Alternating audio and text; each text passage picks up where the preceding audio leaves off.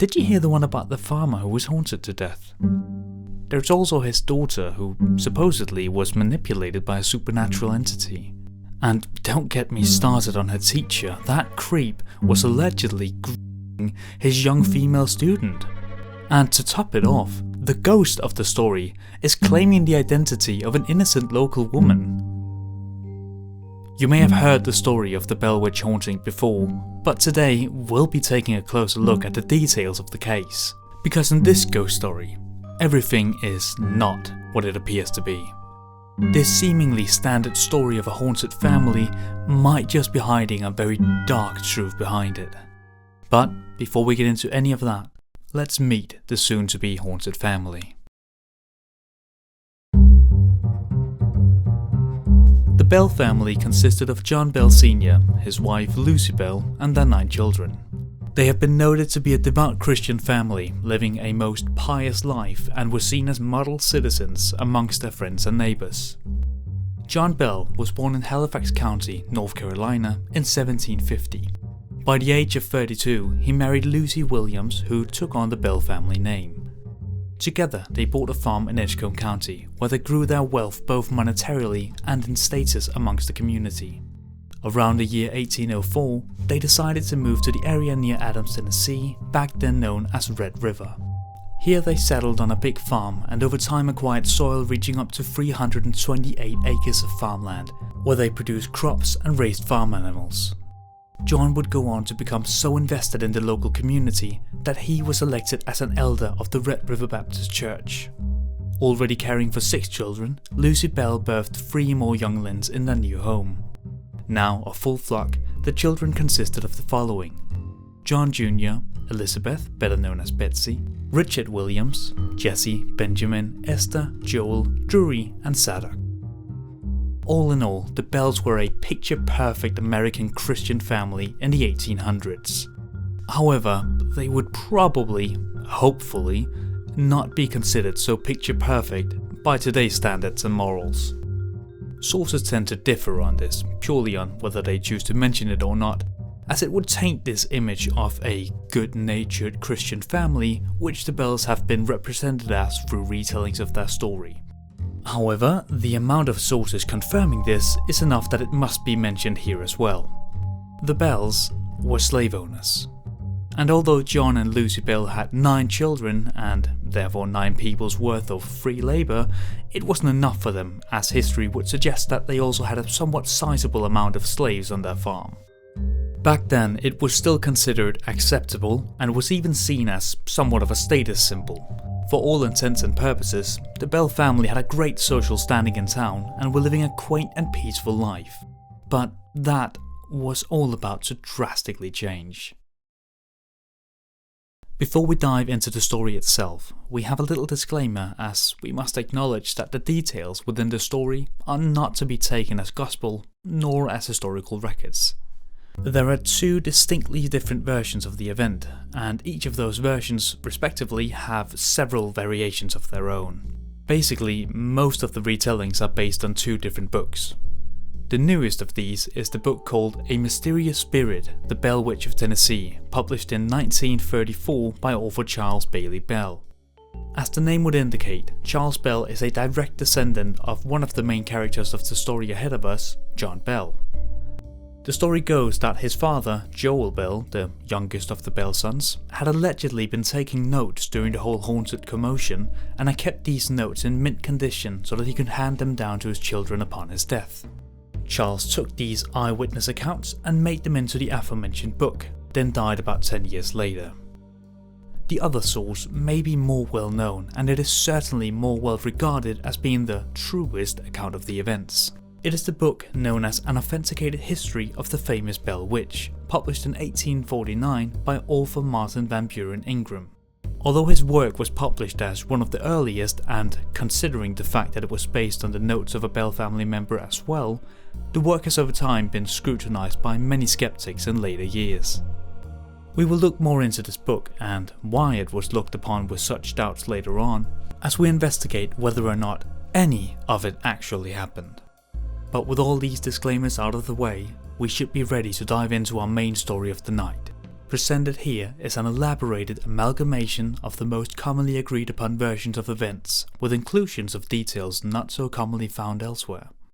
So grab a cup of tea, turn down the lights, and behold, the Bell Witch Haunting. Our story begins in 1817. John Bell was walking through his cornfield when he noticed something strange in the distance. A creature stood there, about a third of his own height, with a vaguely similar feature of that of a dog. Startled by this uncanny organism, he quickly raised his gun and pulled the trigger. Upon investigation of the area, it would appear that the creature had simply vanished. Now, while every version of the story agrees upon the emergence of the dog creature, a single source claims there to be more omens arising before the emergence of the haunt itself.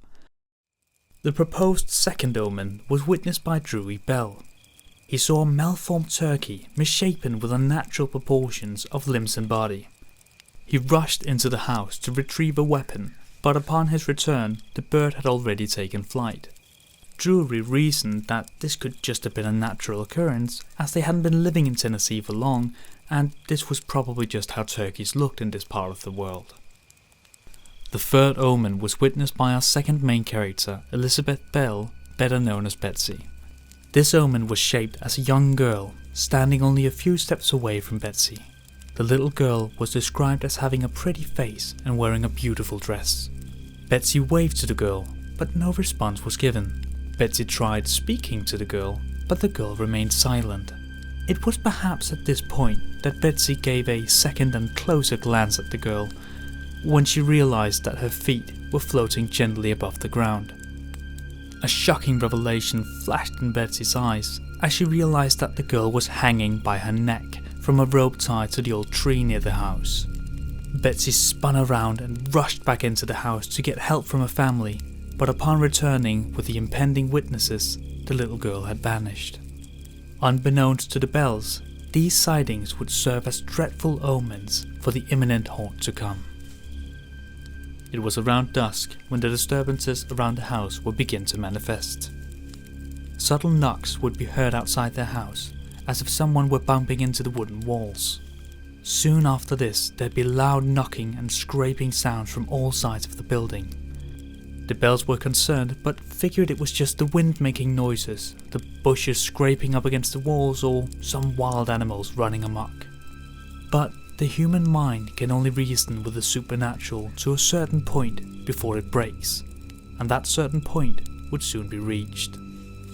After the children had been tucked in for bed and nightfall had consumed the sky, small footprints were heard scattering on the floor. It sounded like rats and mice running around under their beds and sprinting over the wooden floor between them. But not once were any of these little critters actually seen by the children. These seemingly invisible rodents would bite and scratch their bed frames to such a velocity that reaching sleep was nigh impossible. While most of the Bell children were afflicted with these nocturnal nuisances, it would seem that the specific room where Richard and Betsy resided would become the epicenter of the paranormal occurrences.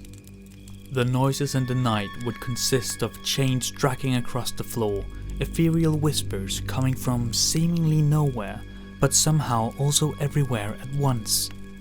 The sounds of wings like that of a large bird flapping around the room could be heard, but with no such bird ever actually being seen. The haunt graduated from sounds when physical actions would begin to manifest. It was at this point that the ghost chose to particularize itself onto Betsy Bell. Her bed sheets would be ripped from her body, her hair pulled in all directions, she would be slapped, pinched, punched, and even stabbed with tiny invisible needles. The other Bell family members experienced similar symptoms of the haunt, although much rarer than Betsy, and to a significantly lesser degree, as she would be the one to take the majority of the paranormal punches. Despite the family somewhat collectively experiencing these horrifying events at night, and all would agree that it was supernatural in nature, they would keep it to themselves in secrecy. The Bells had a reputation to uphold, and if they were running their mouths around town, blabbering on about how they were possessed and haunted, people would perhaps begin to see them as less pious and start to wonder what they have done to deserve this interest of an unholy thing. Whilst keeping their motives hidden, they would send Betsy over to their neighbours for a while to keep her safe from the events. The neighbour they sought out for confidential assistance were the Johnston family. The head of the family, James Johnston, had been a close friend of the Bells for years. The idea was to keep Betsy out of the house for a while, as all signs pointed to her being the main focus of the haunt. They would use this hopeful time of peace to figure out a plan of action. However, this impromptu witness protection would prove itself to be futile, as the disturbances followed and continued at the neighbour's house. But one fact was gained from this. It would appear that Betsy Bell was indeed the main focus of the haunt. The aforementioned happenings continued on for about a year, amplifying in brutality as time went on. The ghostly activities would become more ferocious and physical, striking Betsy and a few of the other family members with such force as to leave marks and bruises on their bodies. The family became somewhat suspicious that Betsy may have been faking these actions and events by simply bruising and striking herself when no one was looking, but they quickly discarded this theory for some unknown reason. Perhaps it was because of the following events, as the family would suddenly see strange lights outside their home, as well as stones which would be tossed from an unseen source, hitting Betsy and her brothers, and worst of all, the ghost would begin to speak to them. These ghostly monologues would primarily, if not only, emerge in the presence of Betsy, and would mostly consist of insults towards her and her father John Bell, and how the ghost planned to harm him. From that point, the haunt would only magnify in malevolence, as Betsy would show injuries supposedly caused by spectral pins and needles, as well as bruising where the ghost would seemingly have slapped her across the face and parts of her body. Her comb would allegedly also be ripped from her hair and thrown across the room, as well as her shoes, which would suddenly become untied and swiped from her feet, but, coincidentally, only when no one was looking directly at her.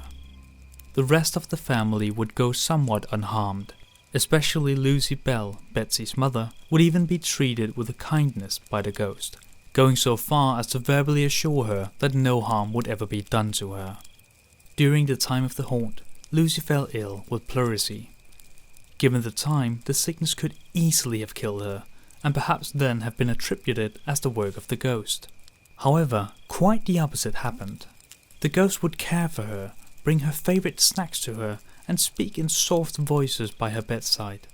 When Lucy said that she would love to eat some of the nuts that had been brought to her, but as she was weakened from her sickness, she hadn't the strength to open them herself, they would suddenly crack open on their own by the hand of the ghost. The other family member who interacted directly with the ghost in a somewhat unharmed manner was John Jr. He would curse at the ghost and go as far as to call it "spirit of the damned," but despite the verbal abuse, the ghost would remain kind to him. They would even have pleasant conversations, where the ghost would give him advice in several categories, all from financial to love to even travel tips. Now, even though the ghost had shown itself clearly capable of mercy to selected members of the family, it would continue the attacks on Betsy. A significant crescendo of the haunt was at a point where Betsy had become violently sick and possibly even poisoned. The family, desperate for solutions, had contacted a so-called itinerant witch doctor. His job was to give Betsy an emetic poison to make her throw up whatever the ghost had planted inside of her belly, which made her so ill. However, according to the story, no vomit or bile was produced, but she would instead spew up a pile of brass pins and needles upon the floor. Upon injection of the sharp objects, the ghost would begin to laugh menacingly in the background. According to one of the sources, the ghost would even mock her by tauntingly exclaiming that if she threw up some more, she'd have enough pins and needles to set up her own shop. The Bell family was at this point pretty certain that the ghost had intentions to end Betsy's life. For her own safety, and because they apparently learned nothing from the first time around, they tried to send her off to another neighbour for safekeeping. This neighbour was named Fanny Thorne, and a written account of this visit was supposedly noted down by Betsy herself. She spoke of the experience thusly. When the spirit became so tantalizing, filling my mind with horror and causing me to become so nervous, my parents often sent me to a neighbour's to rest for a night. My first night away from home was spent with Fanny Thorne. When we retired, there came a loud knocking on our outside door, which seemed to fly open, and a great gust of wind was felt. Fanny sprang up and lit a candle. To our surprise, the door was not open. Then a voice spoke softly, "Betsy, you should not have come over here. You know I can follow you anywhere. Now get a good night's sleep." A soft hand patted my cheek, and the voice again assured us we would not be disturbed any more that night. It would appear that the interest of the ghost may have been in another way than previously assumed. It most certainly had a specific interest in the love life of Betsy Bell. Joshua Gardner was a boy around the same age as Betsy who lived nearby. Josh and her had been childhood sweethearts and were often seen together acting quite fondly, openly proclaiming their positive feelings towards each other. It therefore came as no surprise when Josh proposed to Betsy, and everyone in town who knew the young couple celebrated the news with a great joy. Well, everyone living, that is, as they appear to have forgotten to ask the undead resident of the town for permission. The ghost adamantly opposed the relationship, shifting the focus of the haunt from this point to instead target itself on 1. Making sure Josh and Betsy would never marry, and 2. Making life a living hell for her father, John Bell. Betsy would once again be physically struck, slapped and hurt in several ways, all whilst the ghost commanded her to break off the relationship with her childhood sweetheart. It even came to a point where the relentless attacks on Betsy and her family took such a toll on her mental and physical health that Betsy began to experience exhaustion, smothering sensations, and even fainting spells. For the safety of her own life and that of her family, she decided to postpone her marriage to Josh for now. This negatively charged interest in their relationship would have severe consequences for the fate of the young people. However, that's a point we'll come back to later. The Bell family had reached a point where they no longer could endure the mental and physical pain that a ghost had brought on them. They finally decided to confide the full version of details to their neighbour, James Johnston, who immediately began to help them. He advised the Bells to form a committee so they would be able to pull the collective strength of the community and finally get rid of their unwanted guest. John Bell agreed to this, but he could not have imagined how fast the word spread across the entire town, turning the Bell family home from a quiet haunted house into an object of great curiosity. With a grand audience now gathered at the scene of the crime, the ghost began to act more abrasive, speaking more prominently and clearly about the identity of itself. It exclaimed loudly to the gathered mass, "I am a spirit from everywhere! Heaven, hell, the earth! I'm in the air, in houses, in any place, at any time! I've been created millions of years! That is all I will tell you!" Although the ghost had exclaimed that it would not speak further of its own identity, it certainly couldn't be silent on the matter. It would reveal more clues about itself on several different occasions, with a varied selection of identities to choose from. It was almost as if the ghost couldn't decide what it actually was, or indeed who it wanted to be. With the first version of its identity out of the way, let's explore the rest of the ghost's self-proclaimed origin stories. Identity 2. The Immigrant. The ghost claimed that it was once an immigrant who had left a fortune upon his death. The ghost revealed the secret location of this treasure when it whispered it silently into Betsy's ear, upon which she ran to tell her family. John Bell sent his sons out to the location, where they immediately began to dig with eagerness in every scoop they made. However, after several hours had passed, they gave up hope and returned home. That night, the Bells would hear the ghost tauntingly laughing at just how gullible they had been. Identity 3. the disturbed bones. The third presented itself in the ghost's public identity crisis was that of a person buried in the woods nearby the Bell's property. It spoke of its grave being disturbed during construction of the house, and the bones had therefore been scattered about the land. More specifically, a tooth had been hidden under the floorboards of the Bell house. It was directly quoted as saying, "I am a spirit. I was once very happy, but I have been disturbed and made unhappy. I am the spirit of a person who was buried in the woods nearby, and the grave was disturbed. My bones disinterred and scattered, and one of my teeth was lost under this house. I am here looking for that tooth." The Bell family thoroughly inspected the grounds, both in and under the house, but came up empty-handed. After no bones were found, the ghost never claimed such notions again. Although the ghost discarded this claim of identity, it should be noted that the Bell family's property was indeed built upon, or at least near, several Native American burial sites. Identity 4. Kate Batts. Finally, the ghost settled on an identity, which it is still identified as to this very day.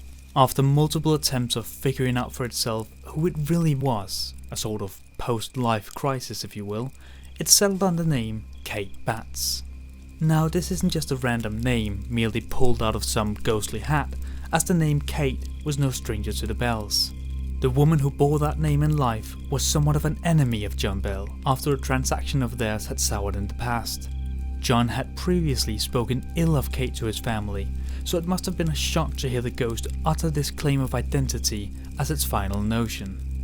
As the townfolk heard that the ghost had claimed itself to be known as Kate, they quickly agreed that this ghost, for some reason, must be a witch.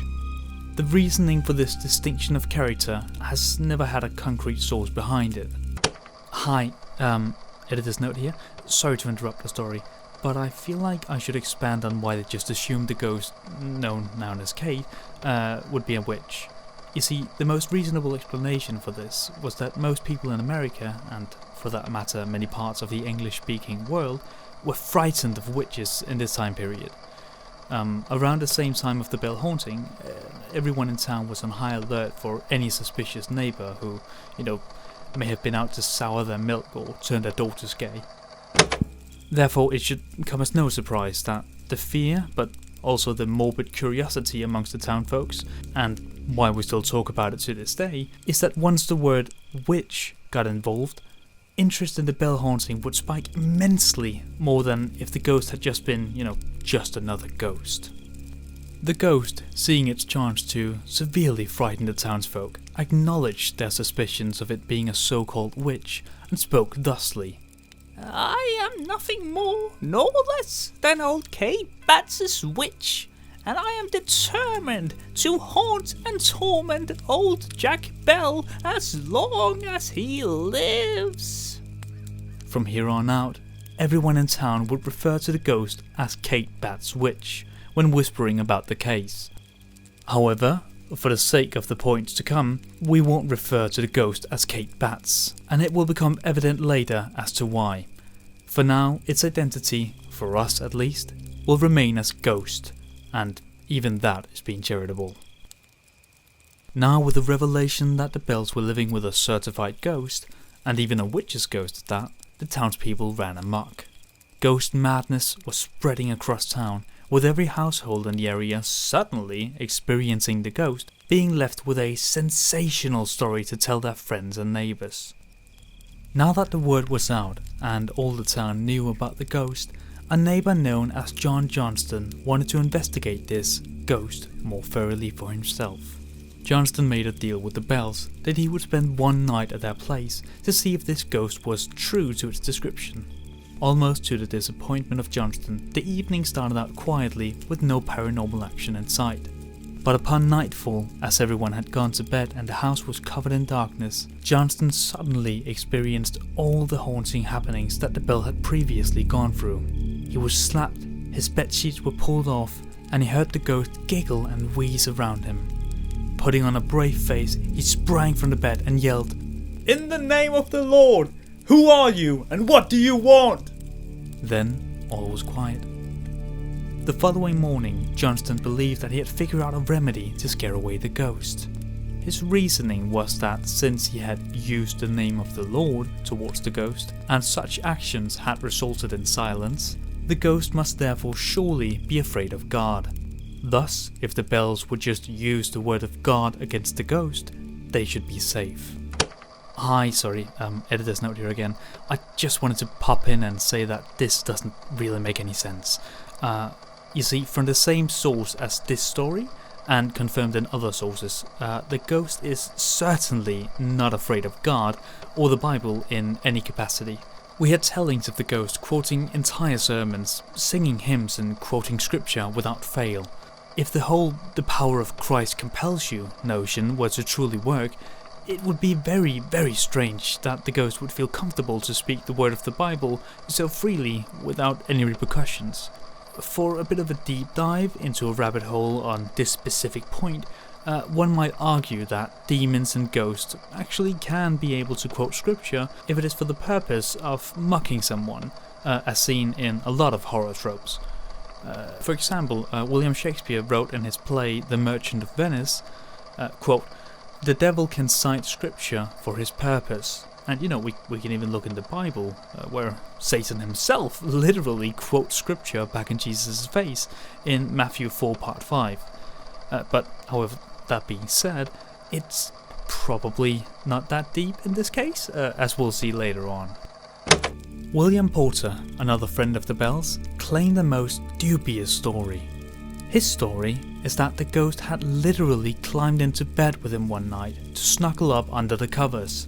As the ghost was within reach, William grabbed the ghost and tied it up in the bed sheets, using the fabric as a makeshift rope.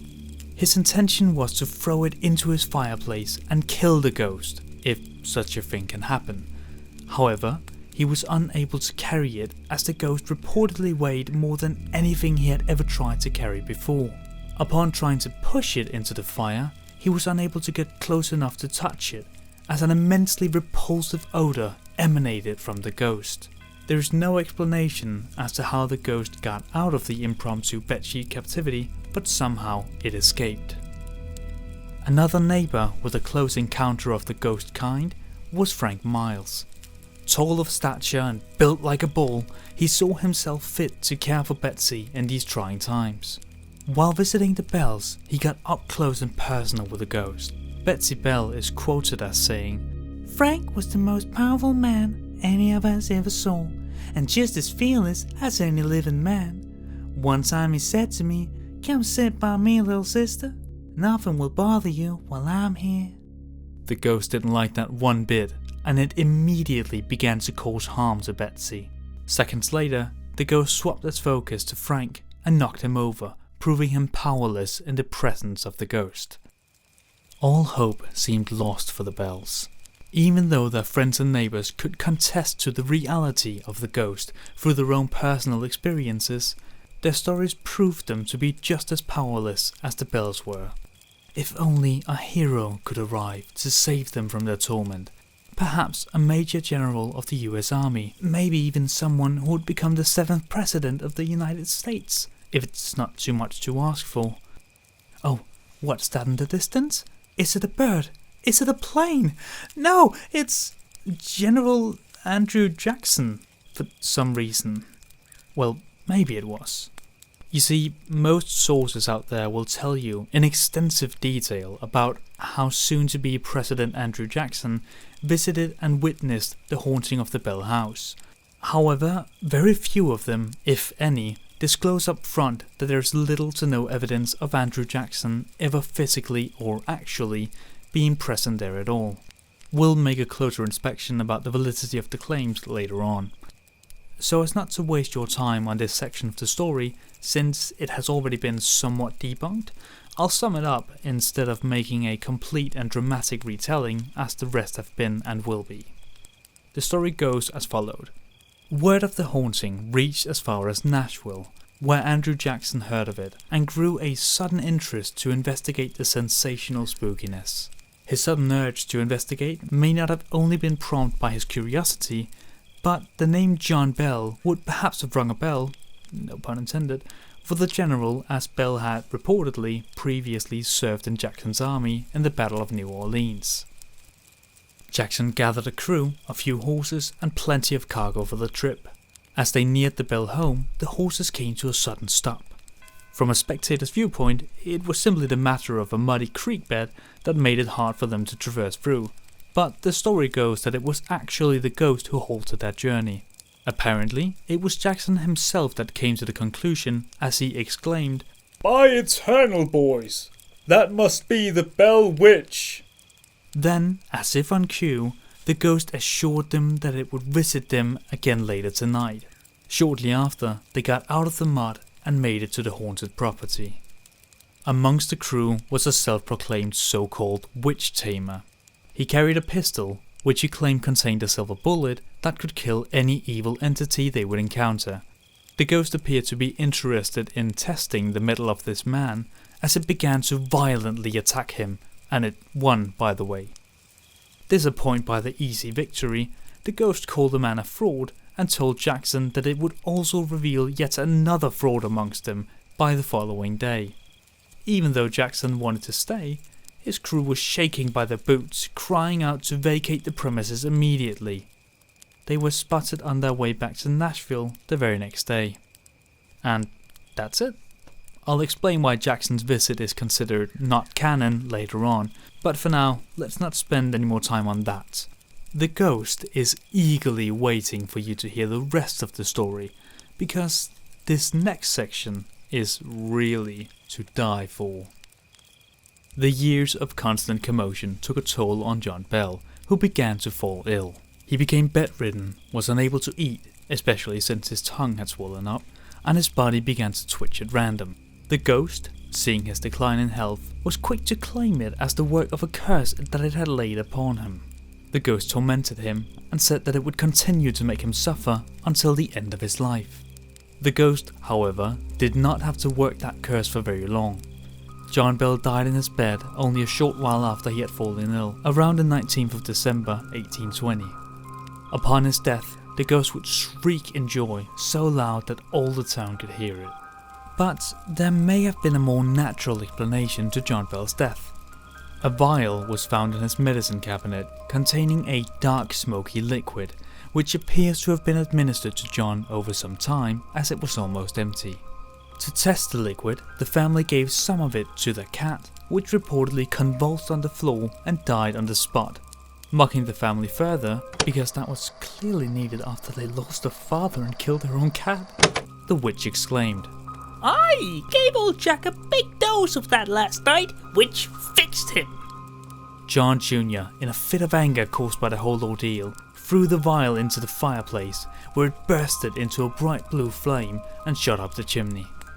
No concrete conclusion has been made as to what that vial held of poison, but it has been theorized, though not confirmed, that John Bell suffered and died from arsenic poisoning, an affliction which was unfortunately somewhat common in the 1800s, as the symptoms of the poison wouldn't be public knowledge until later in that century. It is said that John Bell's funeral was one of the largest ever held in the county. It consisted of family and friends, neighbours and townsfolk, people who knew him from miles away, and the eulogy was even performed by 3 different priests consecutively. However, with such a grand audience, the ghost could not refrain from showing itself. It would laugh obnoxiously loud throughout the ceremony, performing happy songs of parties and booze. It continued this disruptive racket until the very last attendant had left the cemetery. However, that seemed to be it. With John Bell dead, the ghost had lost its appointed nemesis. You'd think that the ghost would then choose to dedicate its time to exclusively focus on the other main target, Betsy Bell, but next to nothing happened after the funeral. It appeared that the ghost had had his fun, and now chose to cease to haunt. After the death of her father and the past torment of the ghost, Betsy was understandably not in the best place mentally. She would therefore lean on her boyfriend, Joshua Gardner, for support and comfort. She thought that they could finally live in peace now that the ghost had disappeared.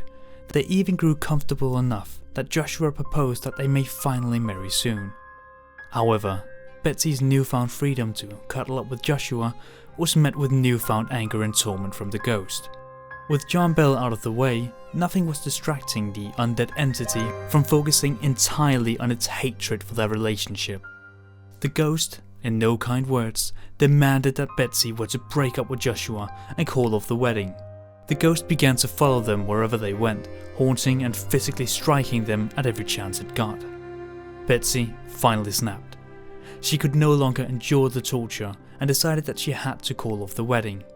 On April 22nd, 1821, she met up with her childhood sweetheart to end their relationship. Saddened and defeated, the young couple never dared to see each other again. But this wasn't the end of Betsy's well-documented love life.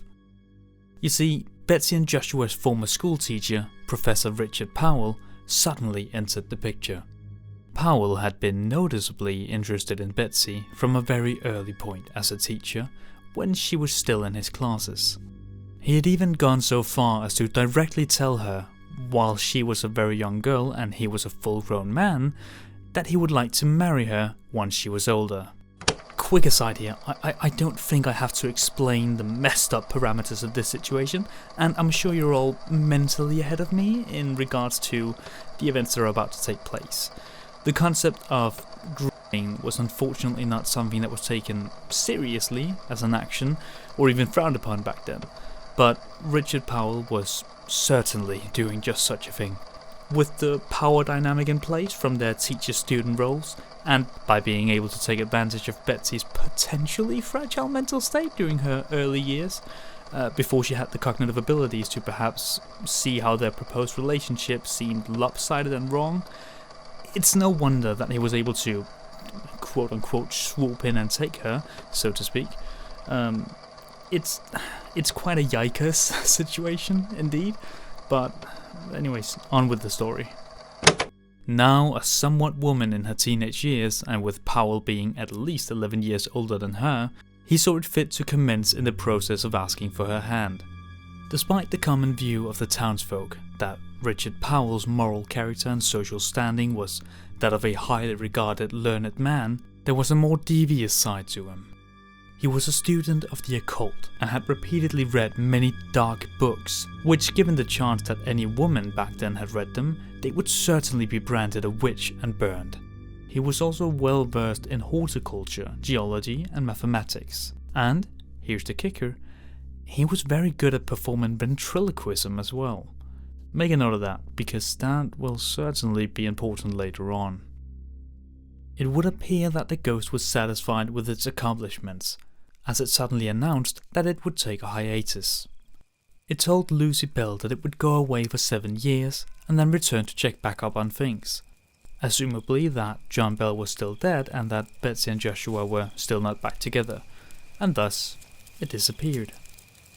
Right on schedule, 7 years later, in the year 1828, the ghost returned. Some say that it came back to visit John Bell Jr. to once more discuss his life, decisions, and to make predictions of the future to come.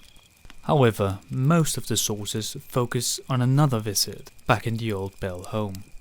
Only Lucy and her 2 sons, Richard and Joel, were still living in the old house at the time. It is from their testimony that we know of the re-emergence of the haunt. It wasn't as bad as before though, as the ghost only performed a mild show of scratching sounds and a bit of the classic bedsheet pulling, no hitting or bruising this time.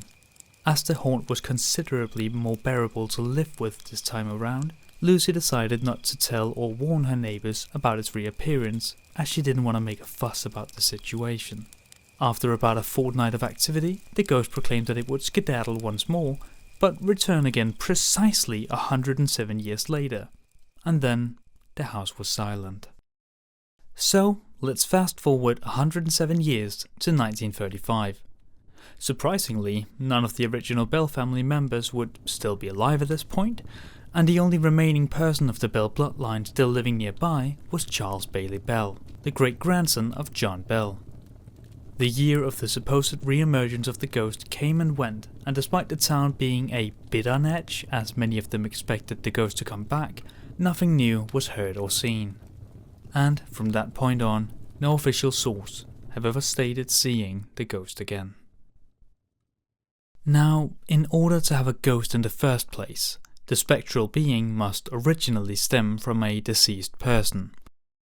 The ghost claimed the identity of Kate Batts, but that has proven to be somewhat problematic. Why? Well, because during the entirety of the haunt, Kate Batts was still very much alive. Mary Catherine Batts, better known as Kate, was born around 1770 in North Carolina. Like John Bell, she migrated to Tennessee as the settlement announced itself open for new settlers. Originating from a somewhat middle-class family, her position in society was not something to look down on, but neither something to admire. Overall, she was seen as a pretty average person, quickly forgotten or overlooked. However, there are two factors that sets her apart from the rest of town, making them frown upon her visage. There's the matter of her husband, Frederick Batts. Frederick had a disability and required special care. While you may believe a quaint old town to be friendly and helpful, Kate and Frederick experienced quite the opposite. They were rude to Frederick, seeing him as useless to their society, and casted him aside in any conversation. And they looked at Kate with suspicion, as they believed her to have cursed or malformed her husband for her own malicious sake. Why would they believe that? Well, that's the second part of their distaste for Kate. They believed her to be a witch. Kate displayed a somewhat eccentric character, not acting proper, using foul words, and having a very specific, intense interest in very certain subjects and hobbies. Her special interest tended to be centered around pins and needles, as she would collect and display them in her home. The townsfolk found it quite bizarre whenever Kate would ask them if they had any pins, and would often ignore her and walk away. Considering how the townspeople treated her, it's no surprise that she in the end became bitter and introverted, often alienating herself from her neighbours and surroundings. The unfortunate subject of Kate's special interest was in the end what branded her to be considered a witch.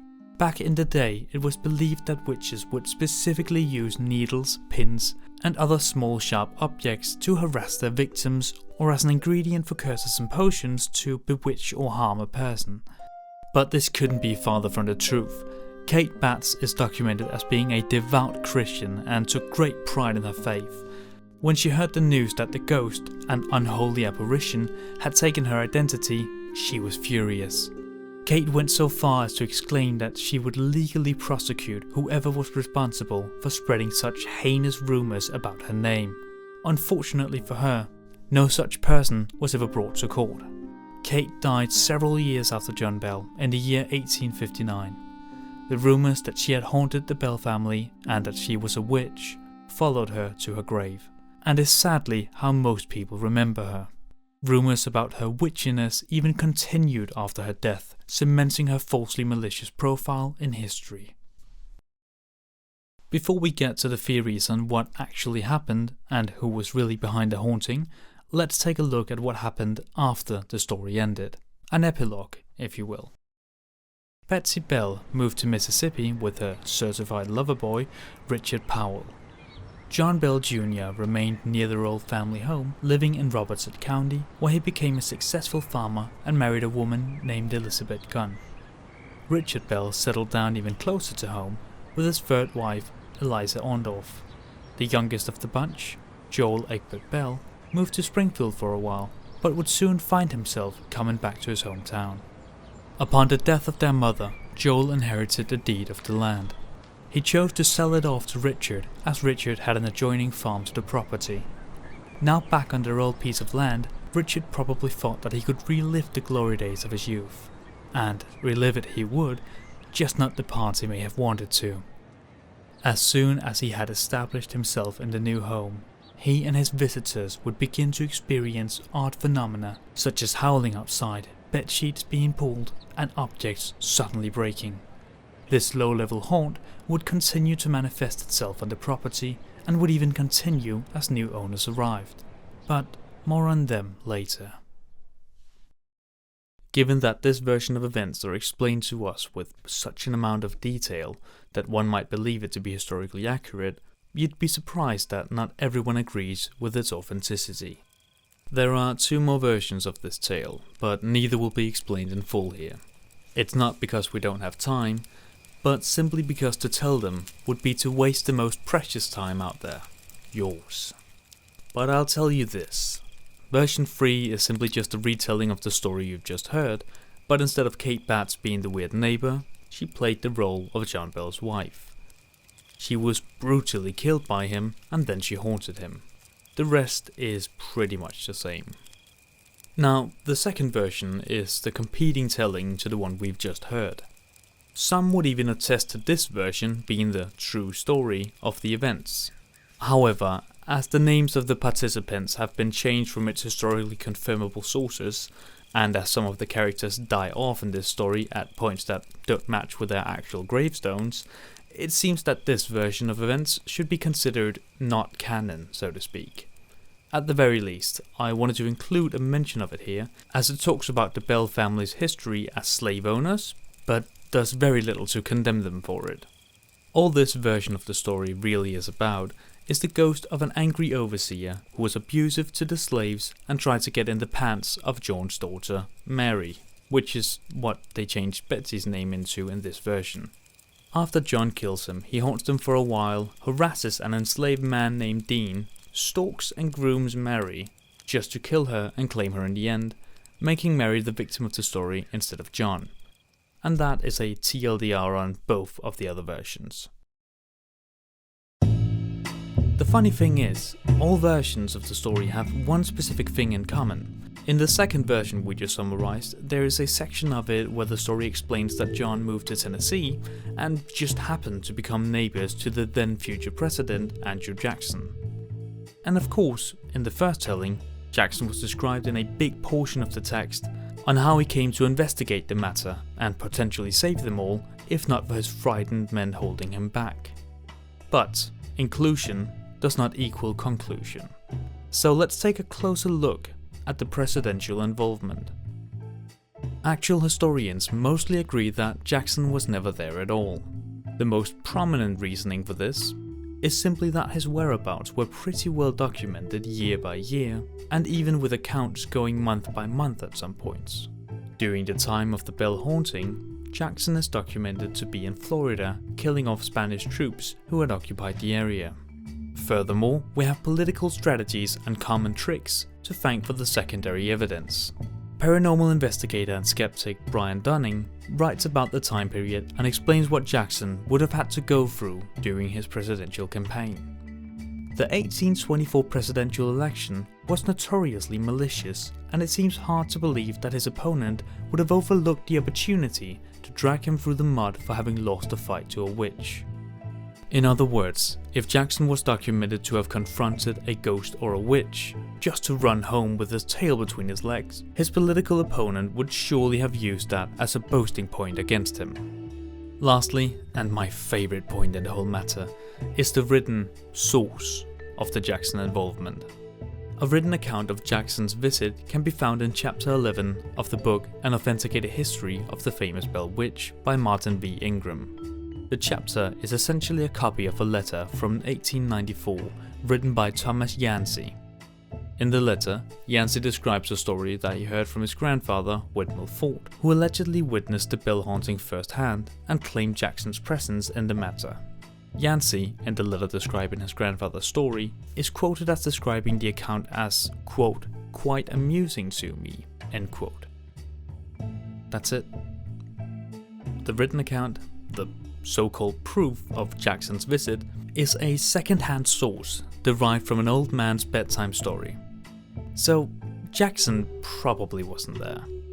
Even though I am of the opinion that the inclusion of Jackson was nothing more than a celebrity cameo to spark interest in the story as it spread throughout the years, I'd be remiss if I didn't include it in the telling, as every source and narrator before me had done when explaining the story. Now, speaking of loose ends, let's finally dive into the theories on what actually happened to the Bell family and the mysterious matter of the so-called witch ghost. Our first theory today is the most obvious if you actually believe the story at face value. The ghost was actually manifested by or from Kate Batts, but maybe not in the most direct of ways. To fully explain this theory, we must dive deeper into the strife that existed between the Bells and the Bats. You see, some years before the haunting, John Bell had a slave auction. One of the potential buyers in the crowd was Benjamin Batts, brother of Frederick Batts, the husband of Kate Batts. Bear with me, this is important for the theory. The transaction reportedly went awry, and the relationship between the Bells and the Bats soured from that day. The most direct and, in my opinion, boring version is that the ghost is simply Kate Batts coming back to haunt them. However, as Kate Batts actually outlived John Bell for several years, meaning that she wasn't able to be a ghost at the time of the haunting, this theory falls flat. But something in the same vicinity has been proposed. Some sources claim that the ghost who haunted the Bells wasn't actually a normal ghost, so to say, but a manifestation of the quarrel that festered between the Bells and the Bats. This bad energy, supposedly, created a poltergeist. Traditionally, a poltergeist is a type of ghost that isn't really a ghost.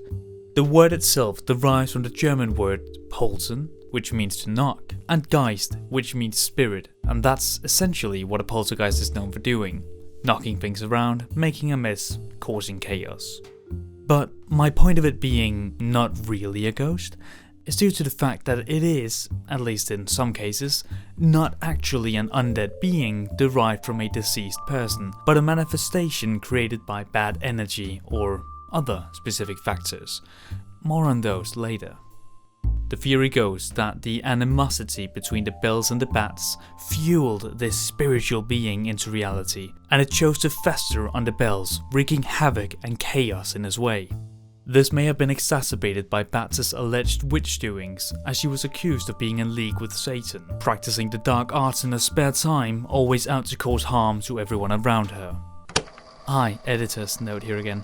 I just wanted to pop in and say that whilst I'll be explaining Kate Batts' character somewhat rudely here, it's important to realise that I'm only able to go from what I was able to find, and those sources don't really see her as a person, but either as an object for the story or just a complete antagonist for the main character. Only a few of the sources actually treat her like a real person, and even fewer as a potential innocent player in this mess. One of the sources that actually did their due diligence noted that upon Kate's funeral that no one would sit with her due to the rumours of her witchiness in life. Only one girl was quote-unquote brave enough to hang out with her corpse, and even that girl tried to sensationalise her dead body babysitting by claiming that mysterious things happened around her while she was in there.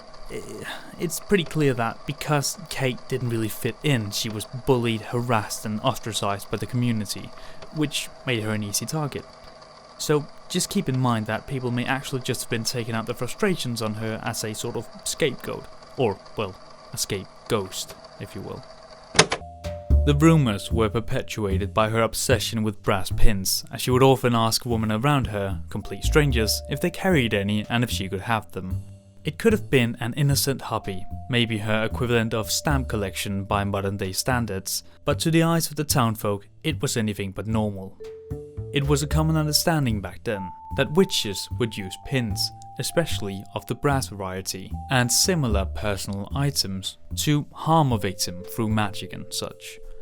Through this dark magic, she may have been able to control the manifestation of the poltergeist and steer it towards the Bells, making it obey and submit to her every command. This specific quirk of hers in regard to the pins landed her in hot water amongst the opinions of the townfolk.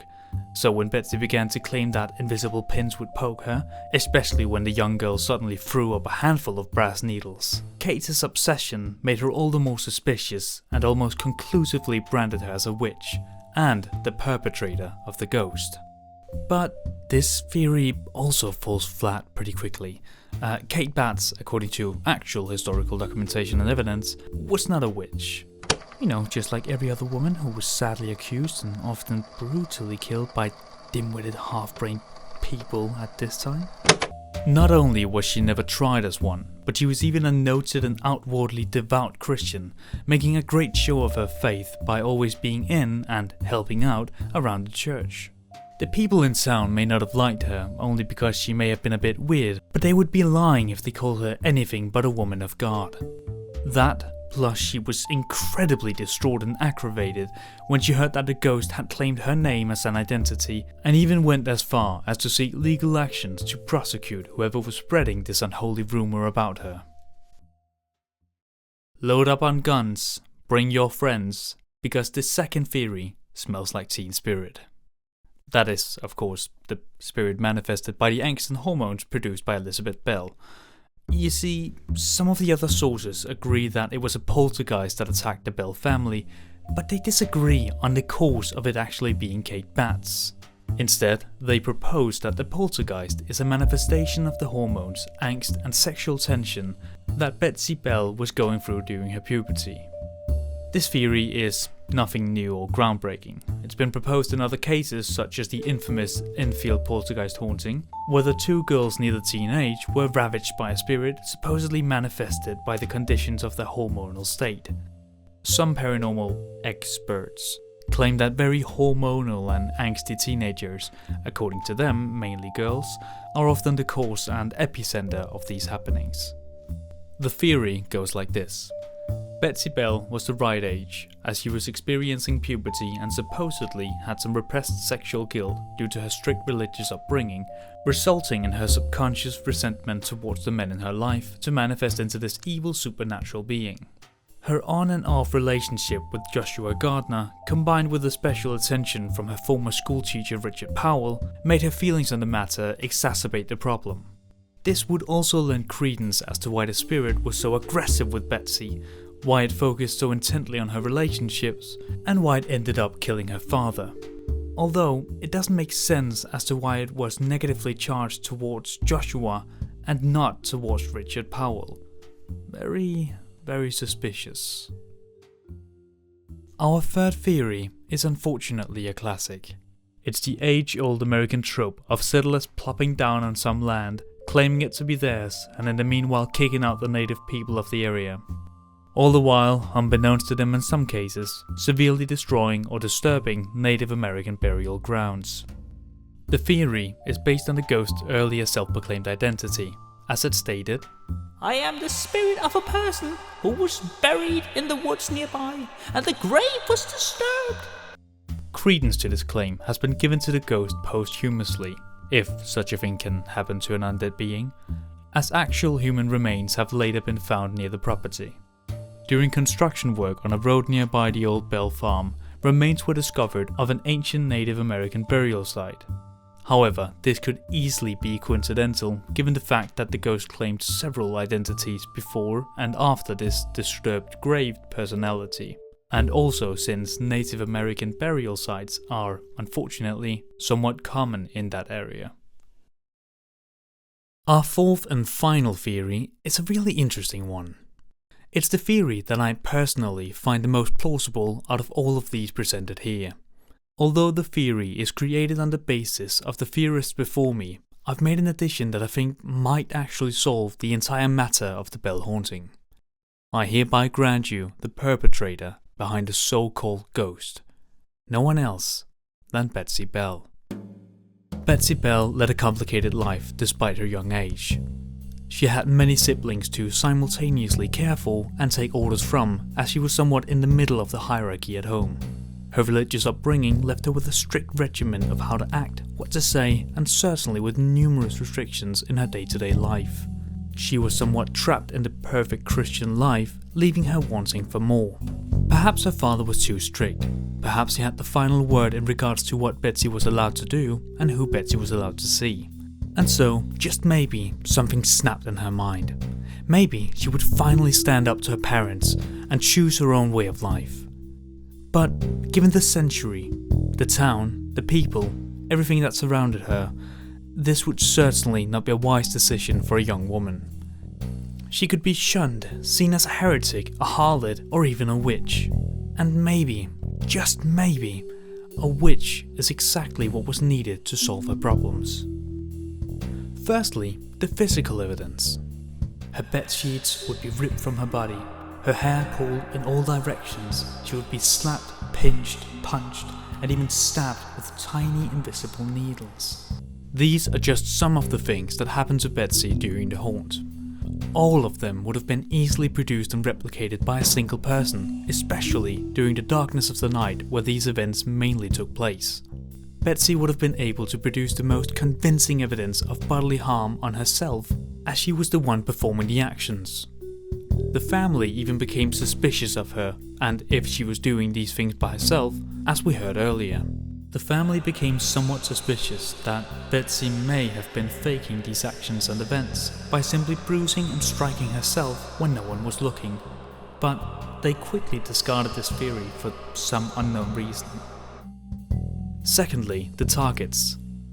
Betsy was the main victim of the haunt all the way up until her father's death. The theory that Betsy was the culprit aligns very well considering how her mum and her favourite brother were treated by the ghost. Especially Lucy Bell, Betsy's mother, would even be treated with kindness by the ghost, going so far as to verbally assure her that no harm would ever be done to her.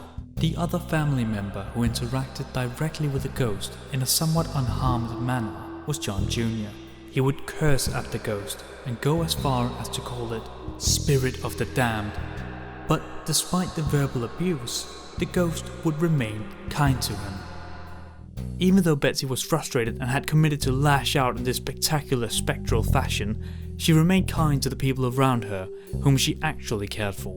A ghost, poltergeist or other, would usually not differentiate on the family members in a so-called cursed family unless there would be specific obvious reasons.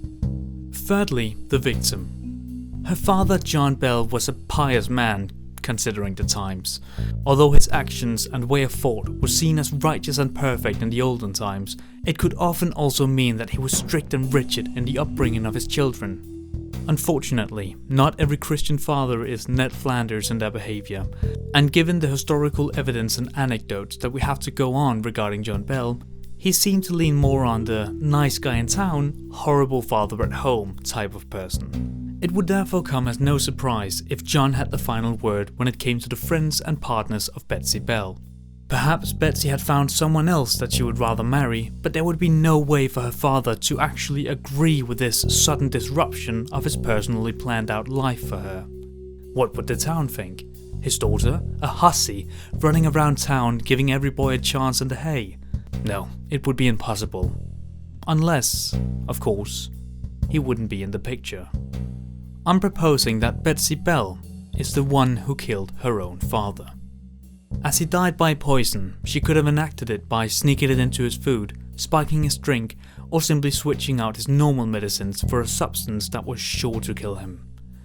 However, how would she know how to do so? I'm not calling her stupid, of course, but a regular farm girl probably wouldn't possess the necessary knowledge in order to successfully poison someone. She must have learned it from somewhere else, or from someone else. Fourthly, the voice of the ghost.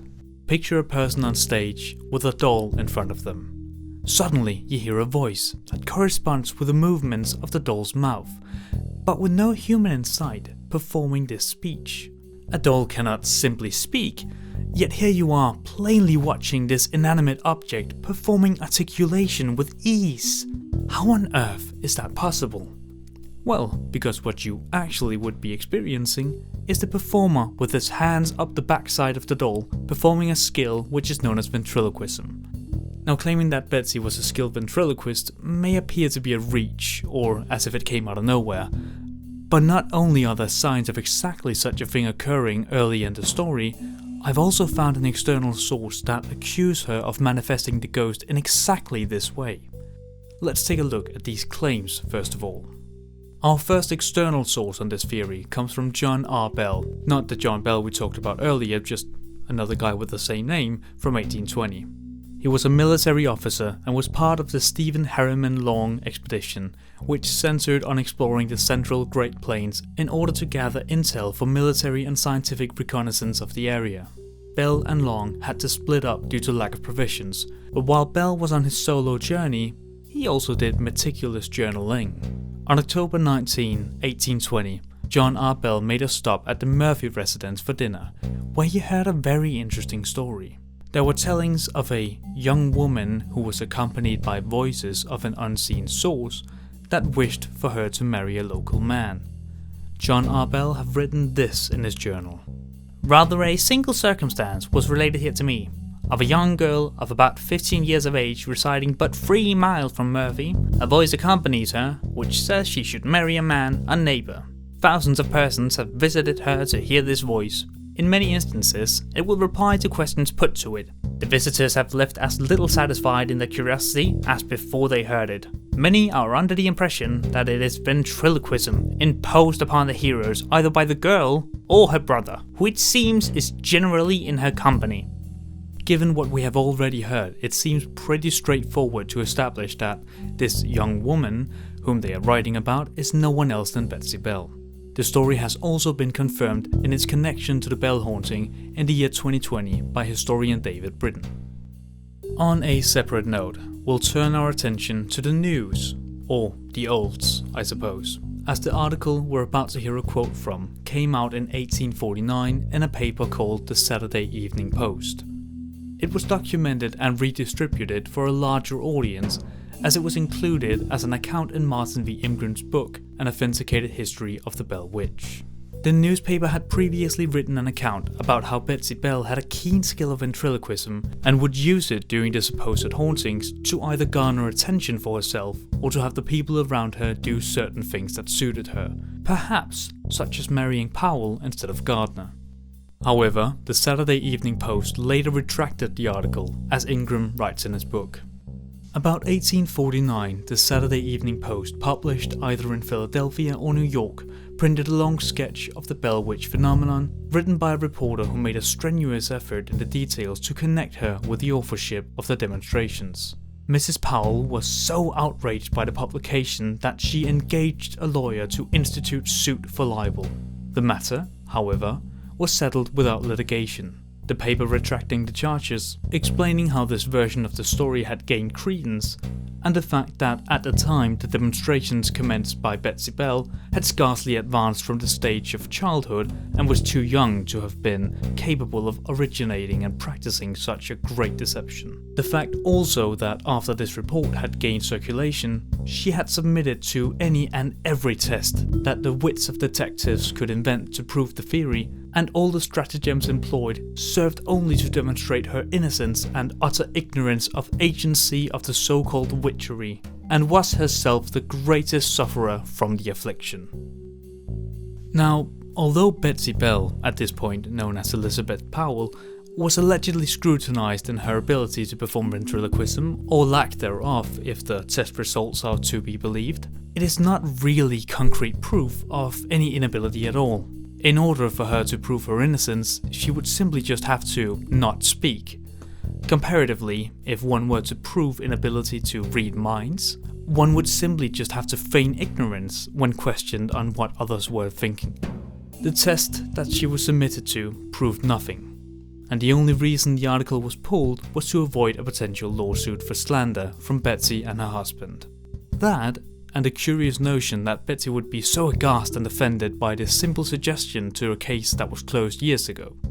A person would only react in this melodramatic manner for 2 reasons. One, she felt that the allegations were diminishing the events that she had to go through as a child if she genuinely believed that a ghost attacked her and her family, and for this to be the case, ghosts would have to be real. Or, the second and more likely scenario, the allegations were getting too close to the truth, and she felt it necessary to create a fuss about the whole ordeal as to appear innocent. The fact of the matter is that ventriloquism is an exceptionally likely method which Betsy used to perform the ghostly voice. This is especially plausible as most of her sneaking around and sounding ghostly was performed covered in darkness and while most of the audience were distracted. The plausibility of this theory goes up another point in believability when we consider that we have even heard her practicing her ghost voice, saying miscellaneous things in the story itself. We had tellings of the ghost quoting entire sermons, singing hymns and quoting scripture without fail. But now, that's all very well. We have so far established that in the case of faking the ghost, she is considered suspect number 1. The reasonings for our suspicion, the motive, and even the method seems quite clear. But the question remains, why? Why would she supposedly, suddenly, want to rebel against her father in such a morbid and final manner? Why would she suddenly make up a ghost and scare most of her family? Why would she, allegedly, poison her father? Why did the ghost, which in reality was Betsy herself, want to break up with Joshua Gardner, a boy which she was outwardly and publicly friendly and in love with? And how on earth did a run-of-the-mill farm girl get so incredibly good at ventriloquism? Well, because she was taught how to, groomed into, and convinced to act so by Richard Powell. As we've established earlier, Richard Powell was quite keen on getting Betsy for himself. His obsession began when he was a schoolteacher, and the supposed grooming would have taken place since she was a young child. He ended up marrying her, succeeding in his master plan after the death of her father and after literally scaring away her former fiancé. On face value, this sounds shady in itself, but there's more to this character than meets the eye, and with some thorough digging and snooping around amongst the archives of time, we've been able to find and display the full Richard Powell character for you now. Before moving to Red River Settlement, Powell had married another woman named Esther Mackenzie Scott of Dixon County, Tennessee. A very unusual marriage for the century, as Esther was 18 years older than Powell. Normally, the age gap would have been the other way around, with the husband being older, and suspicions of malicious intent on behalf of Powell arose around him. Perhaps these suspicious glances amongst his peers was the reason he moved away from his hometown. Once he had moved to Red River Settlement, no one knew and no one was told about his marriage to Esther. If anyone had previous knowledge about it, Powell made sure that this certainly wasn't spoken about in public. We only know about this marriage from his personal diary. That and a reference found in Robertson County public records concerning the settlement of Esther's estate after her passing. And speaking of her passing, it may have been untimely or precisely planned. You see, Esther died in 1821, just a few months after the death of John Bell Sr. Conveniently, in that very same year as Powell was suddenly legally single again, the ghost made sure that Betsy and Joshua's engagement was broken off. Now with Betsy single and Powell not held down by a hidden marriage of the past, he could grab her as his new wife. And with that, we've established the motive for Powell's puppeteering, getting rid of his old wife to be able to snatch Betsy legally and permanently. And he did so by getting rid of her dad, getting rid of Betsy's fiancé, and getting rid of his old wife, perhaps even by means of directly causing her demise. It was certainly very conveniently timed in the whole debacle. Now for the method. There's a suspicion that Powell had an indirect hand in pulling the strings of when Betsy allegedly poisoned her own father. You see, Powell had a very keen interest and was publicly documented to be well versed in horticulture. Horticulture is the science and art of growing fruits, vegetables, flowers and ornamental plants. The theory goes that since he was considered well versed in the subject, it would perhaps have granted him information about certain types of poisonous plants, of which could have been used in the poisoning of Betsy's father. This theory is not so quantifiable as the rest, but it still serves as yet another suspicion and potential involvement of Powell's power in the grand plan. However, the main point is the ability that he passed on to Betsy, his amazing skills of ventriloquism. As we've established, it is highly plausible that Betsy Bell produced the ghostly voice using her impeccable ventriloquism skills to trick her family and neighbours, but she must have learned it from somewhere to suddenly be so great at it. It has been documented by several sources that amongst his talents, Richard Powell was a skilled ventriloquist. The theory is therefore that Betsy quickly advanced in this particular skill by studying closely under her literal teacher, and during these lessons he would also tell her how and when to use the skill in order to successfully conjure up this ghost and puppeteer it and her to succeed in his plan. Or, as Betsy would have seen it through the haze of his successful grooming, their plan in order for them to be together. But why a ghost? Why not just run away together or try and make her break up with Joshua and get her father off their tails with something else? Why make this supernatural spectacle for the whole town to see? Well, because Powell had a special and very invested interest in the occult and paranormal. The theory goes that Powell was inspired to conjure up the ghost because the thought of something supernatural scaring away his obstacles was the first thing that came to his mind. It is well documented in several sources that he had a keen interest in the paranormal and would even go as far as to literally practice incantations and perform rituals when no one was watching. Well, almost no one, because we only know about these actions from the remnants of his personal belongings and from the times he was caught in the act. One of these accounts involved the previously mentioned John Johnston and another neighbour named Calvin. They were walking near the schoolhouse one evening when they noticed a candle burning inside Powell's office. Since an abandoned live flame can be quite dangerous, they decided to look further into the matter. They tried to knock on the door, but no one answered. Considering the situation and how it could get worse, they decided to let themselves in. They observed Powell's office to be filled with books, mostly normal school material, but also a few very strange ones. Upon a more thorough inspection of one of these strange books, Powell suddenly appeared at the door. Once he saw what the men were holding, he rushed over to them to hide the book away. Powell quickly made up an excuse, saying, "It's just old Latin, nothing important."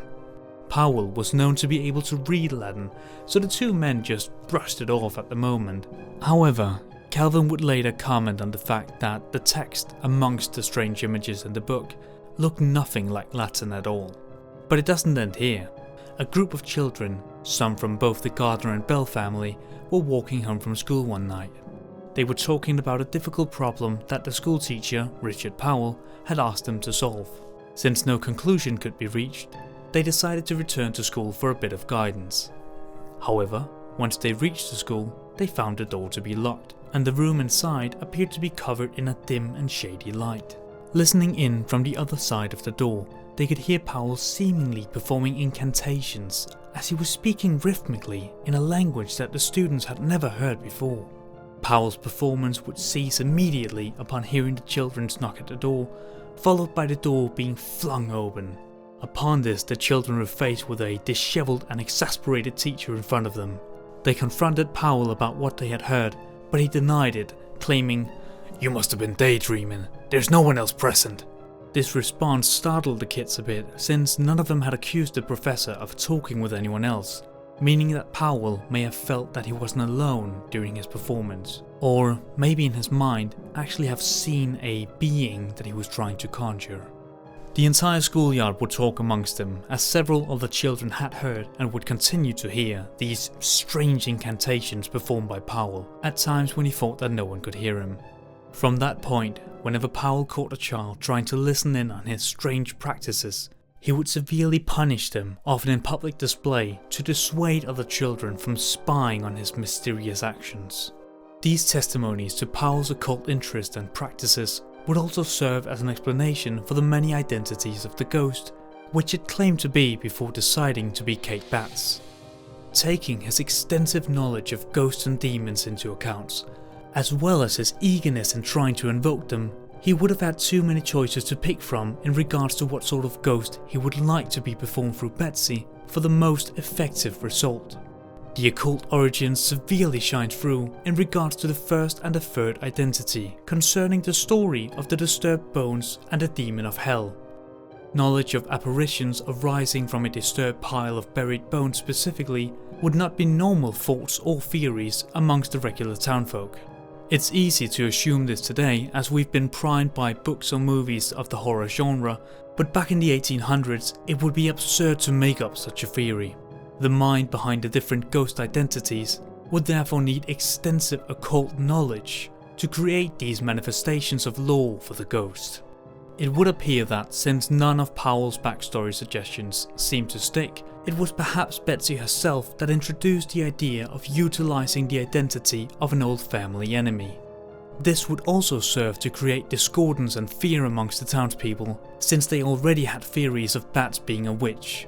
So the ghost wouldn't have to work so hard to prove itself to be menacing or scary, it could just ride off the coattails of the preconceived notions for their weird neighbour. So our final theory is that Betsy Bell made up the identity of the ghost to be Kate Batts for the ease and effectivity of spookiness after trying several occult-related backstories suggested by Richard Powell. Powell coached her on what to say and do for the desired result by teaching her the skills of ventriloquism as well as his documented knowledge of the occult. All of this was possible since Richard Powell was able to groom her from her early years and all the way up to marriage by subliminally putting pressure on her while he acted as a schoolteacher. Under any normal circumstances, you'd have to suspend your disbelief for a while when watching or listening to stories of the paranormal. This captivating story of a family broken apart by supernatural powers is no exception, of course, but there is a catch. We may have to suspend our disbelief even more than expected.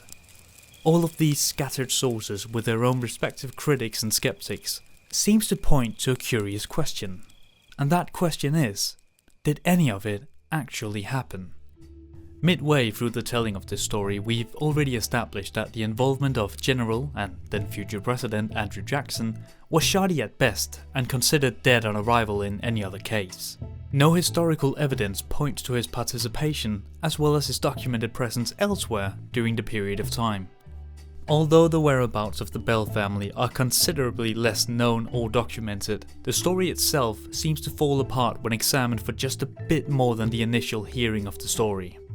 When we consider the problematic circumstances of the main story, as well as the post-mortem exploitations of the Bell family grounds, the realness of the story slowly begins to fade. When considering the fundamental problems with the source material, we must look at the author of the book, An Authenticated History of the Bell Witch, Martin V. Ingram. Amongst the native townfolks of Adams, Tennessee, the story itself is widely considered to be more akin to folklore than true historical telling. Although it serves to be an accurate portrait of religious and superstitious beliefs in the region during the 19th century, it's commonly accepted that it should be taken more as a story rather than factual. A resident of the town, Jim Brooks, is remarking on this exact element in his book Bell Witch Stories You Never Heard. He explores the notion that Ingram never actually returned the diary or manuscript to the Bell family and kept it for himself in order to modify and enhance the story and its details for a more thrilling yet less factual story. Author, investigator and skeptic Brian Dunning remarks on the fact that, conveniently, every person with first-hand knowledge of the Bell Witch hauntings was already dead when Ingram started his book. In fact, every person with second-hand knowledge was even dead. This would serve Ingram well, as no one would be left to attest the details of his publication, nor to protest the differences.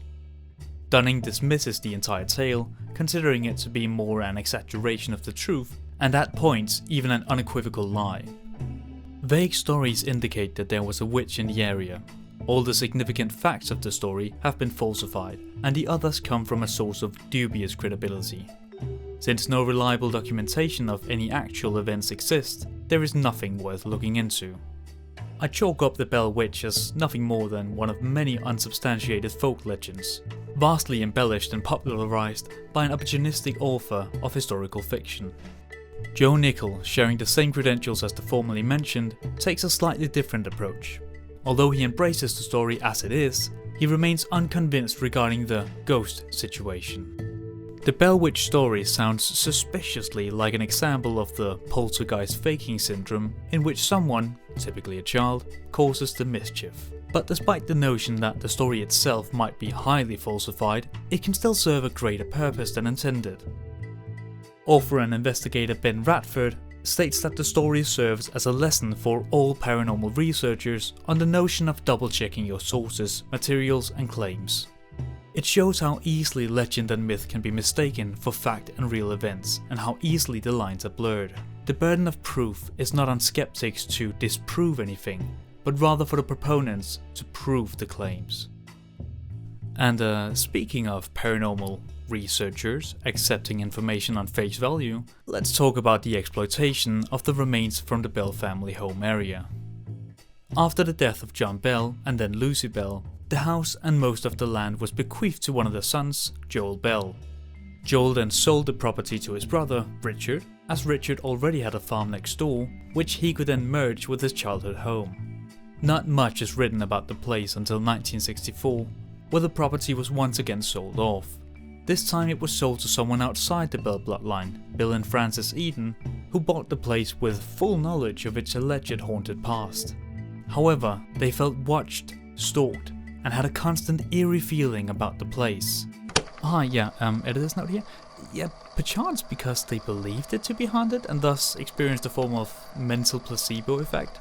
I think it's at least more likely that that happened, rather than the possibility of a, suddenly real ghost residing within the home. They decided to tear down the house and build a new one in its place, but the phenomena continued. They attributed these continuous feelings to the location itself being haunted, rather than trying to have a more introspective approach about their mental state. But the Edens took this perpetual paranormal occurrence and changed it from a psychological torment into a profitable commodity. They rebranded their home and the nearby cave as a haunted location, which attracted locals and tourists alike to come by and have a gander, for a fee, of course. This continued on until Bill died and Frances moved away. The property was left vacant until 1993, where it was bought by Walter and Chris Kirby. Walter and Kirby were tobacco farmers, and though the grounds would have worked fine for growing the other kind of the devil's lettuce, they chose instead to follow the paths of the previous owners. They opened up the tourist attraction again, this time just bigger and better.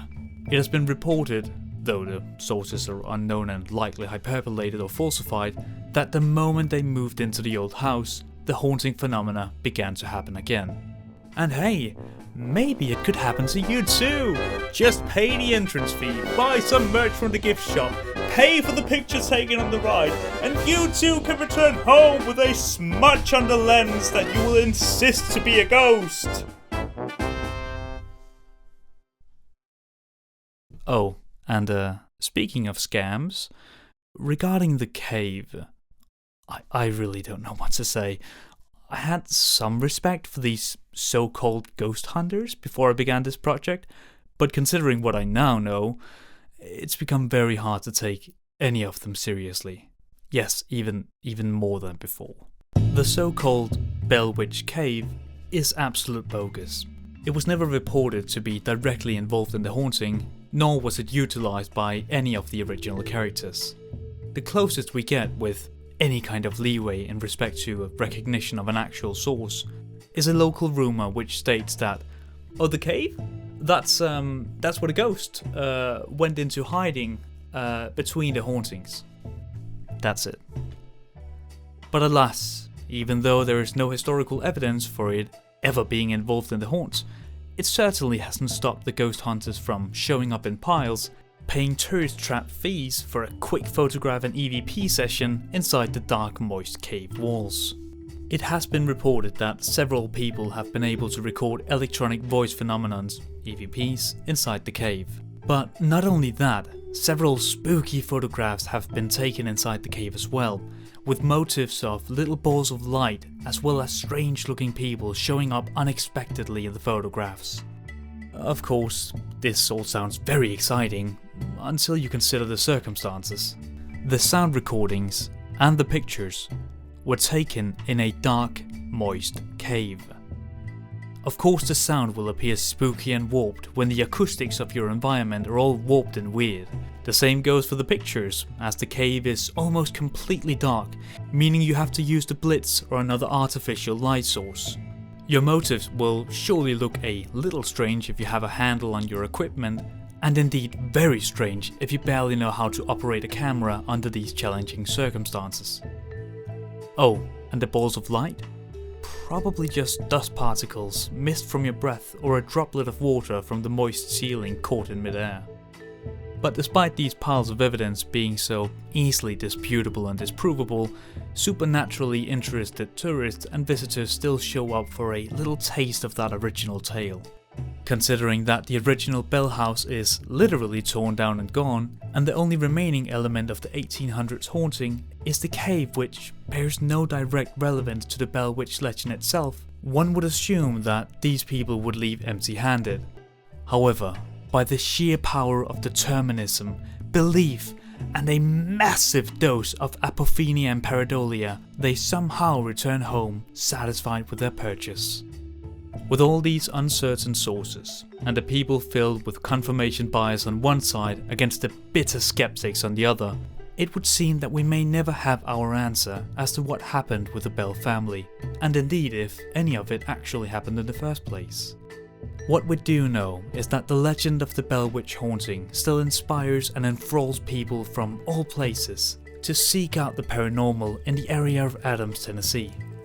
However, a fitting end to all of this would be a quote from the son of John Bell, Richard Williams Bell, encapsulating the entirety of the plot and how we still ponder about it to this day in hopes for an answer.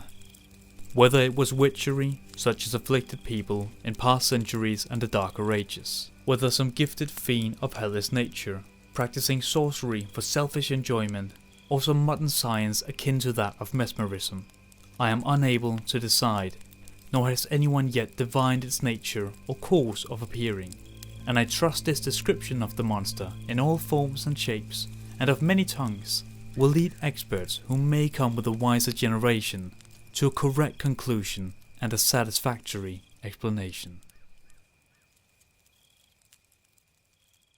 Oh, but would you look at the time? It would seem that I've been rambling on, and we must conclude this session before the night is gone. Though no ghosts in truth have yet to be seen, a thrilling tale still gives us fright. And it may leave you pondering your reality when walking through the darkness of the night.